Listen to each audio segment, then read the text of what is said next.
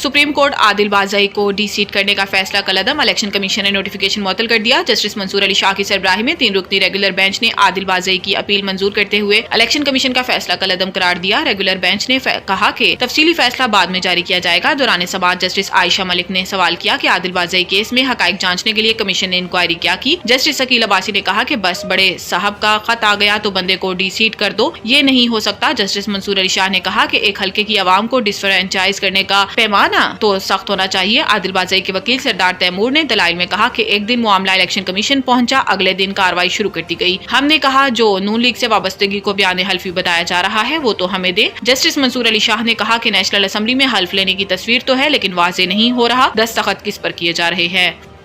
सदर मुमलिकत आसिफ जरदारी का मुख्तलिफ शोबों में चीनी सरमायाकारी बढ़ाने पर जोर। सदर मुमलिकत आसिफ अली जरदारी से बिलावल हाउस में चीन के कारोबारी वफ्द ने मुलाकात की, जिसमें वजीर आला सिंध सैयद मुराद अली शाह, सूबाई वज़रा, चीन के कौंसल जनरल ने शिरकत की। मुलाकात के दौरान सदर मुमलिकत आसिफ अली जरदारी ने पाकिस्तानी मईशत के मुख्तलिफ शोबों में चीनी सरमायाकारी बढ़ाने पर जोर देते हुए कहा कि पाकिस्तान और चीन के माबैन इक्तसादी और तिजारती ताउन फरोग देने की जरूरत है। दोनों ममालिक की अवाम बिलखसूस सरमायाकारों और कारोबारी इदारों के दरमियान रवाबित बढ़ाना होंगे। वफ्द ने मुल्क की शोबा सेहत की तरक्की के लिए पाकिस्तान में मेडिकल सिटी के कयाम के लिए $1 अरब की सरमायाकारी में दिलचस्पी का इजहार किया, जबकि मईशत के मुख्तलिफ शोबों बिलखसूस ज़राअत, लाइफ स्टॉक, तवानाई, ट्रांसपोर्ट और मैन्युफैक्चरिंग में सरमायाकारी में भी दिलचस्पी जाहिर की।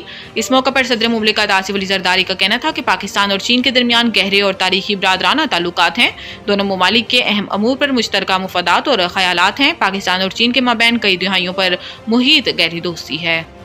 मोहसिन नकवी और परवेज खटक का मुल्क की तरक्की में रुकावट डालने वालों से निमटने का अज़म। विफाकी वज़ीर दाखिला मोहसिन नकवी और तहरीक इंसाफ पार्लियामेंटेरियन के बानी परवेज खटक ने मुल्क की तरक्की में रुकावट डालने वालों से सख्ती से निमटने के अज़म का अदा किया। वज़ीर दाखिला मोहसिन नकवी से तहरीक इंसाफ पार्लियामेंटेरियन के बानी परवेज खटक ने मुलाकात की, जिसमें बाहमी दिलचस्पी के अमूर, मुल्क की मजमूई सूरत हाल और सियासी अमूर पर तबादला ख्याल किया गया। खैबर पख्तूनख्वा में अमन व अमान के क़याम से मुतालिक इक़दामात पर भी गुफ्तगू हुई। दौरान मुलाकात दोनों रहनुमाओं ने पाकिस्तान की तरक्की में रुकावटें डालने वाले अनासिर का डटकर मुकाबला करने का अज़म का अदा किया। इस मौके पर तहरीक इंसाफ पार्लियामेंटेरियन के बानी परवेज खटक ने इस्लामाबाद में एहतजाज के दौरान शरपसंदों के हमले में शहीद पुलिस और रेंजर्स एहलकारों की शहादत पर गहरे दुख और अफसोस का इजहार किया।